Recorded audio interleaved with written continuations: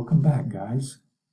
And apologize for my hair. I know it's in a bit of disarray this morning, but this section I typically cover in my math reasoning with support classes.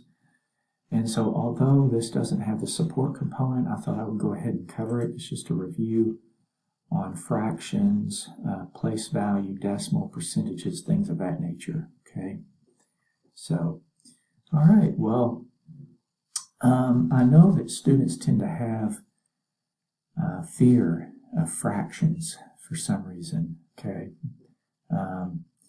Past traumatic experiences with them, perhaps, I don't know, but anyway, students tend to exhibit a lot of lack of confidence regarding fractions.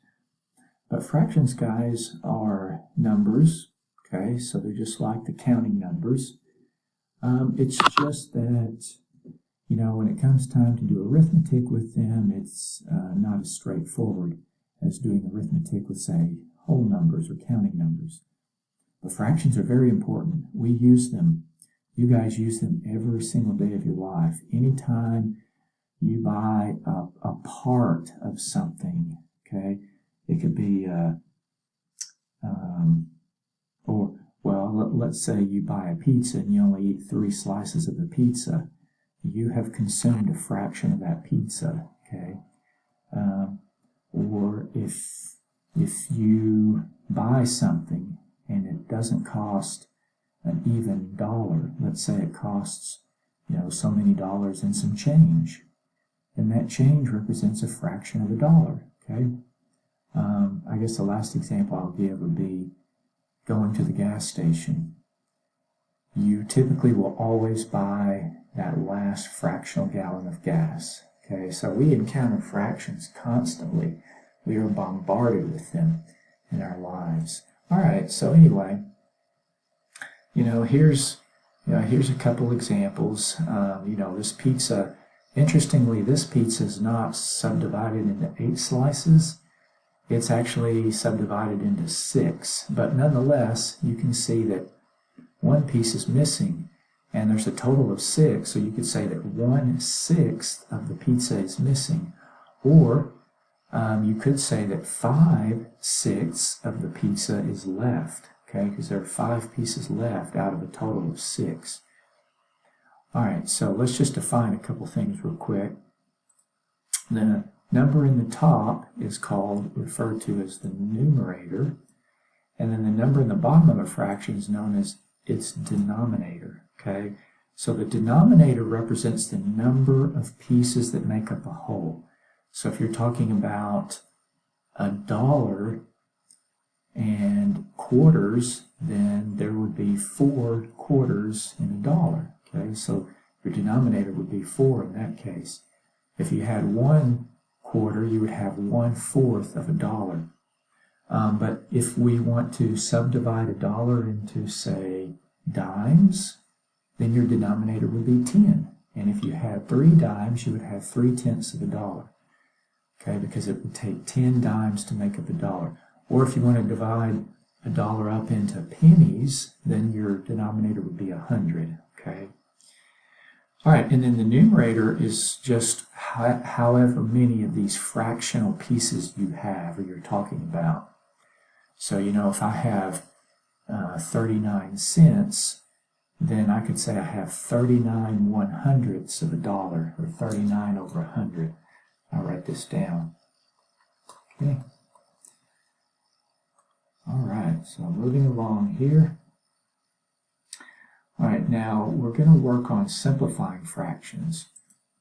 Because think about that example that I gave a second ago using subdividing $1 into pennies. Let's say you have 50 pennies, so 50 out of 100, so you have 50 hundredths of $1.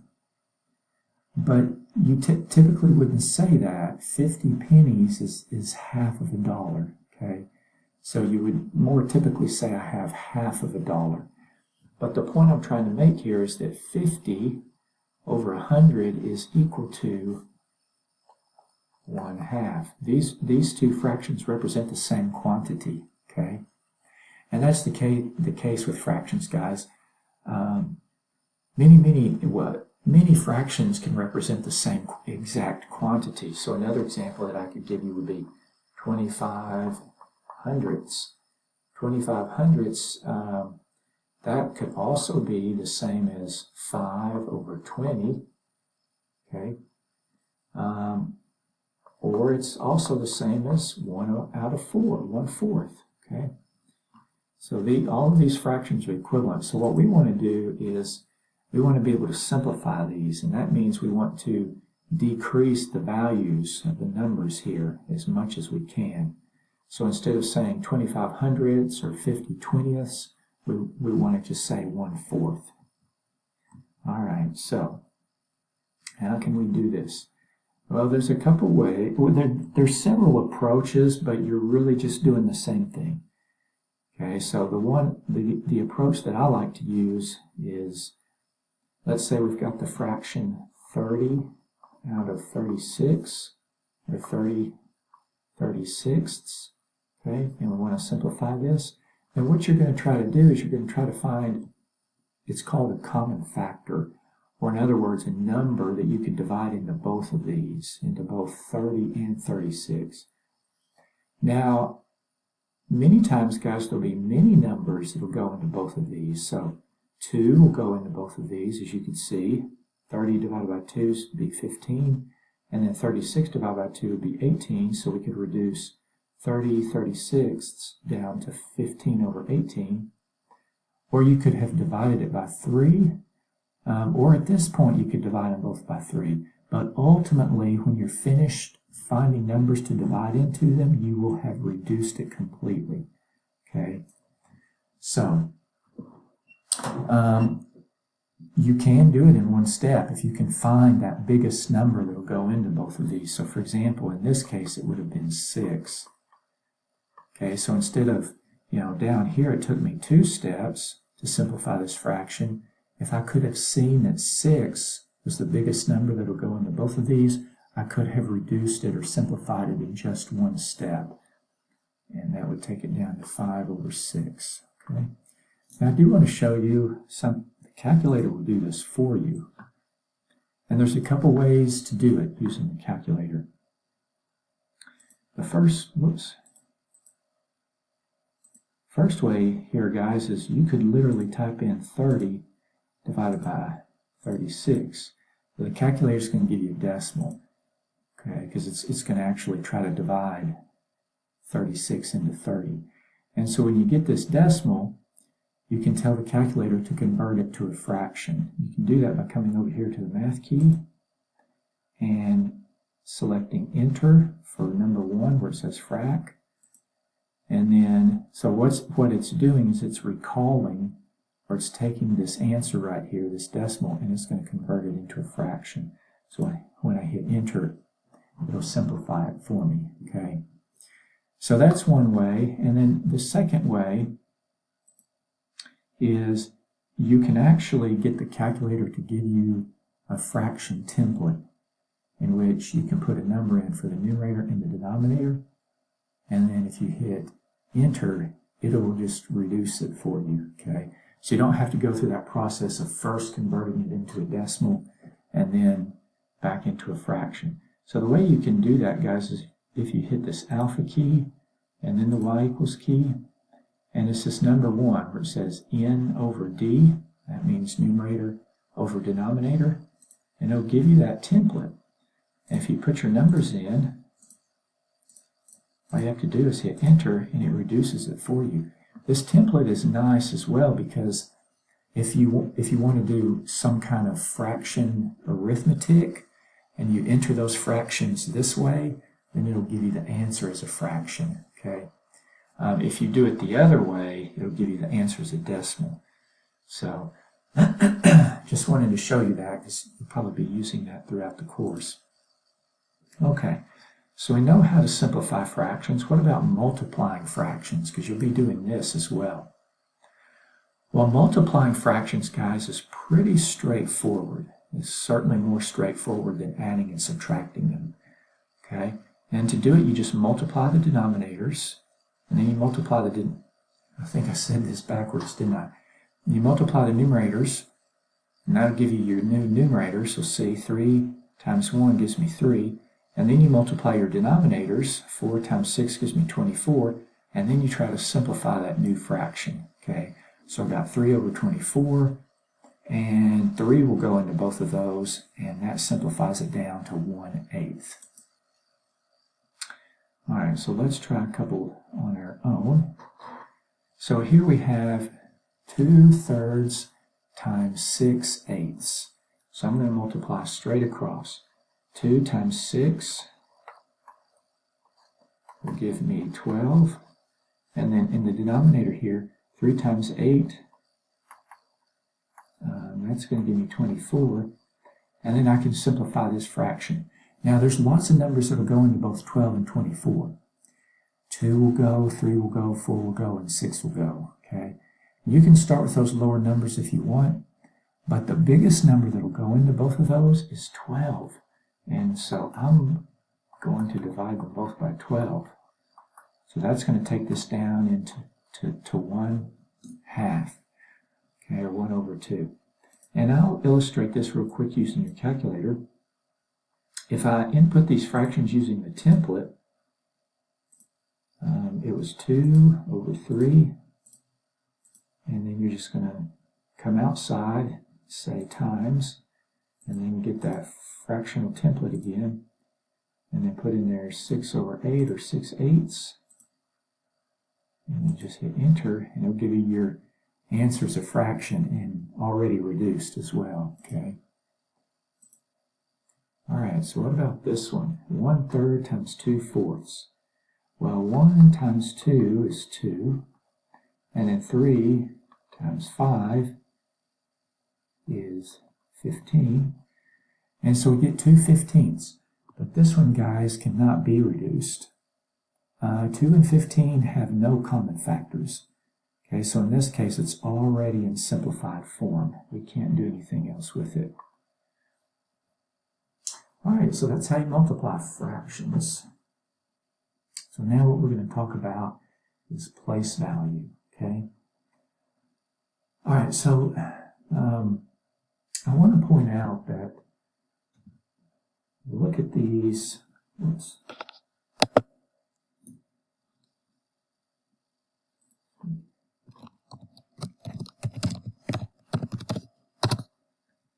Okay, look at these two numerals right here, guys. 237 and 372.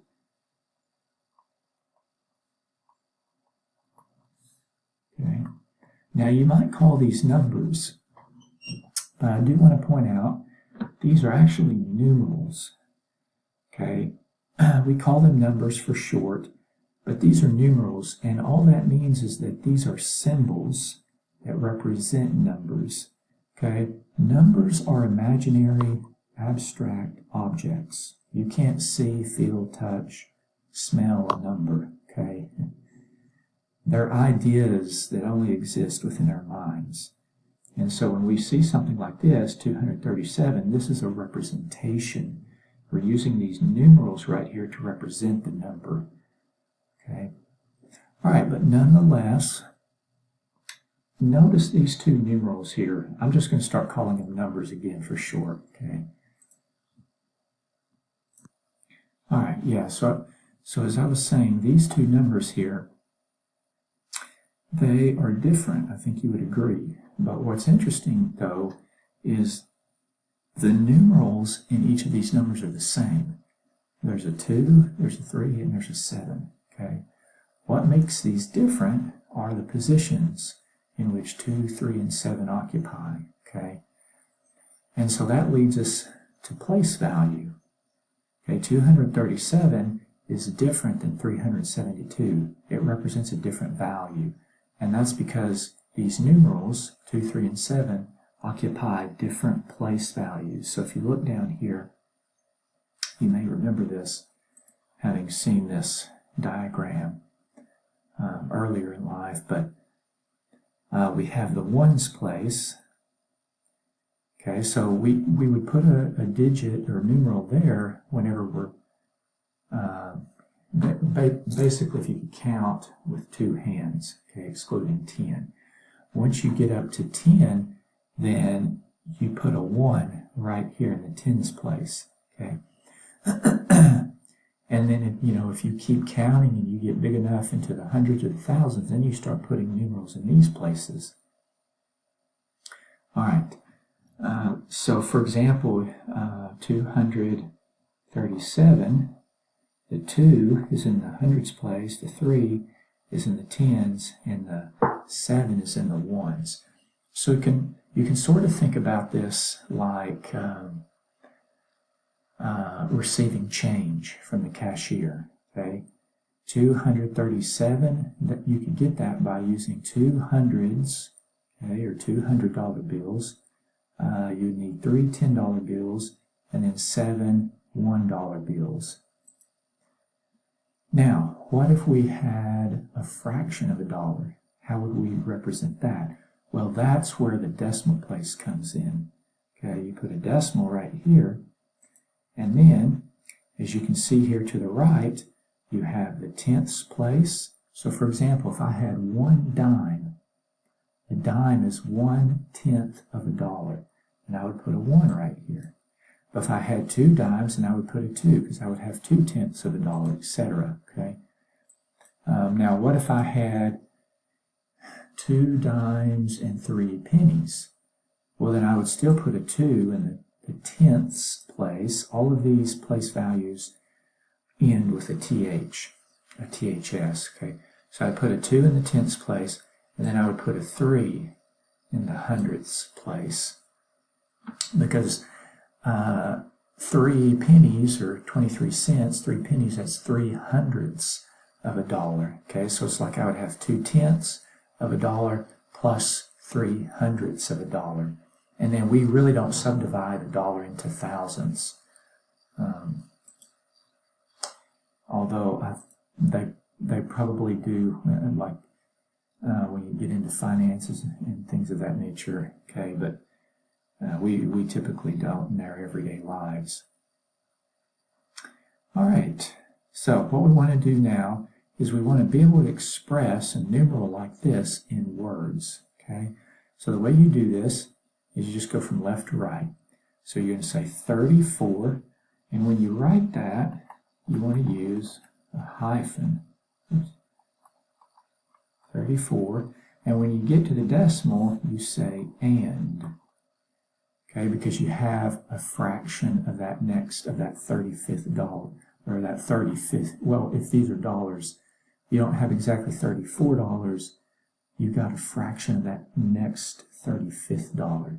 So you say 34 and then when you get to the right side, you just read this like normal. So you say 127, so I'm going to write that down.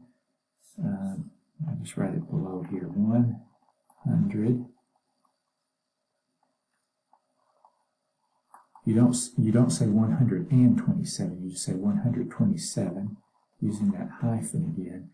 And then you look at the very last numeral, the 7 in this case, and you look and see what place value it's in.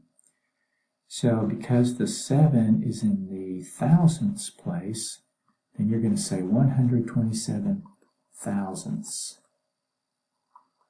Okay. So if you have a decimal, you always write the place value of that very rightmost digit. Okay. All right. Oh, well, we've got another one here. It says write 3.08 in words. Okay, or express this in words. So I'm going to write the number, or excuse me, the word 3, and I'll say and for the decimal. Now this one's kind of interesting because if I read this, there's a 0 and then there's an 8. So I just read this as an 8. 3 and 8. And then I say hundredths, because the 8 right here, if you look back up here at your chart, is in the hundredths place. Okay, so this is sort of like having $3.08 or $3.08. You have 3 whole dollars and you have 8 hundredths of that next dollar. All right, we're going to do one more here. The average age of all UAPTC students is 28.74 years. I think I made this up, although I do know that it used to be about 28 years. I don't know what it is now. But we want to express this numeral here, or express the number that this numeral represents in words or verbally. Okay, so we're going to write 28, and then I'll say 74, and that 4 is in the hundreds place. Okay, so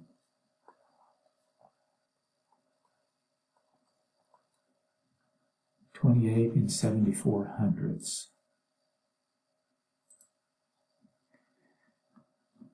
Okay, the last thing that we're going to do, well, almost the last thing, is we're going to practice rounding. Okay.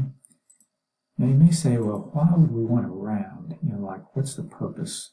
So, like, for example, you know, here I have $11.78. Well, you could round that to 12. You could say, well, this is close to 12. Okay, so rounding allows us to estimate. And so I'll give you a practical example.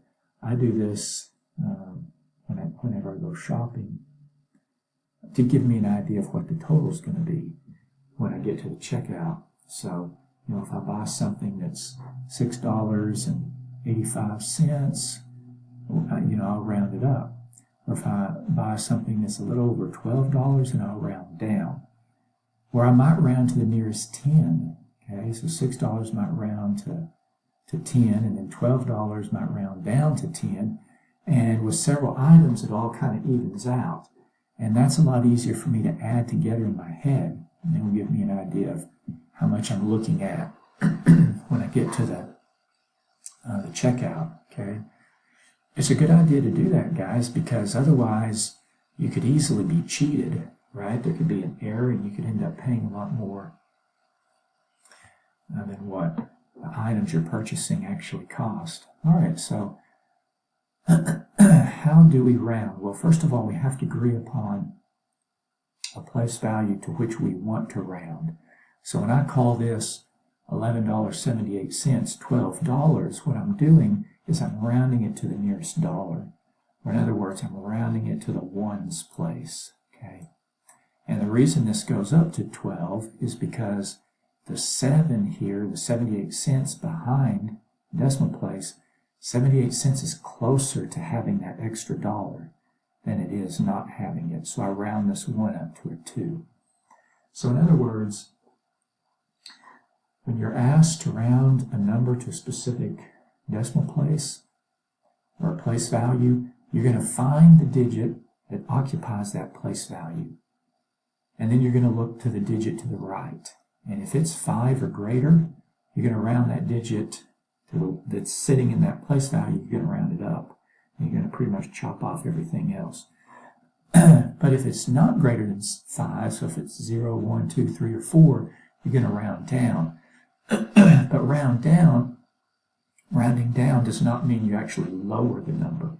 You keep it the same and then throw away everything else. So for example, right here, this number, if we're rounding this to the hundredths place, the 2 is in the hundredths place. So I'll look to the right and there's a 5.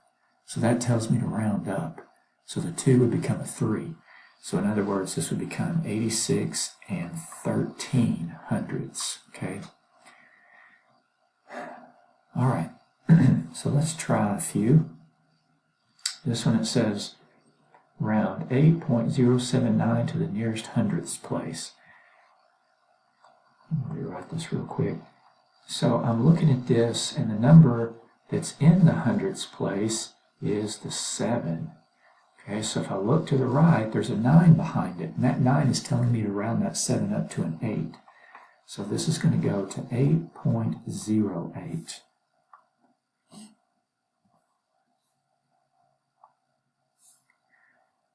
Really what you're doing, guys, is you're rounding this, like this 79 thousandths right here, you're rounding it up to 80 thousandths. But of course you don't need that 0 at the end, so we don't we don't ever write it because it doesn't add any value to that number. Okay. All right, the next one, we want to round this one to the thousandths place. So 0.0703. Okay, so the thousandths place is right here. And so the digit to the right is a 3. Well, it's not big enough to force me to round up, so I round down. But rounding down means keeping this as 0. Okay, so then this would become 0.070. Okay, now in this case you need to keep that 0. And the reason is because we were asked to round to this decimal place, thousandths. So I need to have a digit sitting in the thousandths place, even if it's a 0. And what that tells me is that I know this number here is accurate to the thousandths place. Okay. All right. Now sometimes, instead of being asked to round to the tenths place or the hundredths place or the thousandths place, it may word it like this: 2 decimal places, or 1 decimal place, or 3 decimal places. Okay, so 2 decimal places you literally count to the right. So if the decimal point's right here, the first decimal place is the tenths, the second decimal place is the hundredths, the third decimal place is the thousandths. Okay. So when it says to round to 1 decimal place, that means the tenths, or 2 decimal places means the hundredths, etc. Okay. All right. Well, we'll keep going. All right. So this to 2 decimal places. I'll rewrite it again real quick. 5 is in the second decimal place. It's in the hundredths place, but again, there's a 3 behind it. So it's not big enough for us to round up. So this is going to become 2.15. Okay. All right. Now let's look at the next one. This one says round to the nearest ones place. So notice it doesn't say tenths or hundredths. It says the ones place. So if I rewrite my number, the ones place is actually right here, okay? And there's a 6 sitting behind it. So that 6 would bump that 4 up to a 5. So this would just become 85, okay? Just real quick, guys, to be thorough, if you had something like this, and it said round to the hundreds place, well, the 3 is in the hundreds place, okay? And there's a 7 behind it, so that would bump it up to a 4. But in this case, you've got to keep the 2 zeros behind there, okay? You only throw the zeros afterward, they come after away whenever you're to the right of the decimal.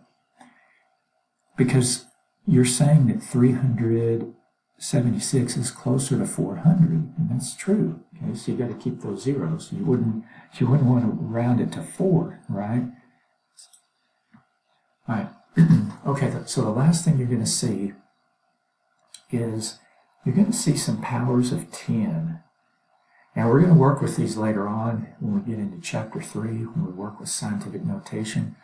But I want to give you an example here. If I were to multiply 100 times 1,000, I could do it the old way.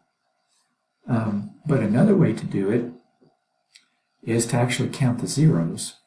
These are what we call powers of 10. 100, it has 2 zeros in it. And then 1,000 has 3 zeros in it. So 2 and 3 would give me 5. So I would have a 1 followed by 5 zeros. Okay? Or in other words, I would have 100,000. Now, if I write this using exponents, or express these two numbers using exponents, 100 is the same thing as 10 times 10, which can be expressed as 10 to the second power, okay?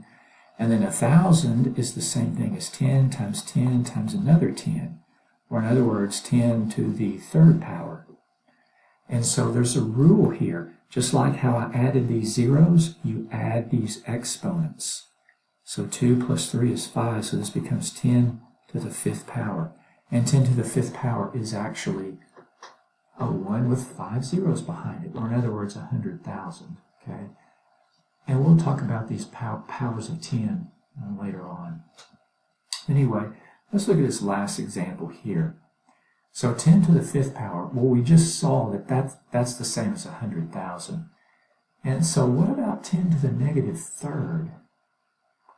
Well, we haven't seen this, but when you have a negative exponent, that means that this is actually a fraction, okay? This is actually 1 over 10 to the positive third, which would be the same as 1 over 1,000. So 10 to the negative third is the same as 1,000th, okay? So, you know, like 1,000th of an inch. Well, in machining, they call that a mil.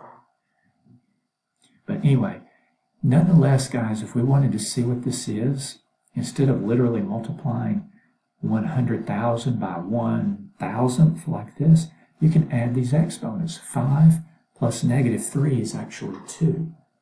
So this would become 10 to the second power. Okay? So that's all I want to point out, is that when you're multiplying powers of 10, the shortcut is just to add those exponents together. And so 10 to the second power is actually 100. Okay? So you could say that 1,000th of 100,000 is 100. All right. Well, I think that's it for now. Okay. So this is a little prerequisite material for regular 2 ABC that we're going to look at next in the next video. We'll be doing some unit conversions.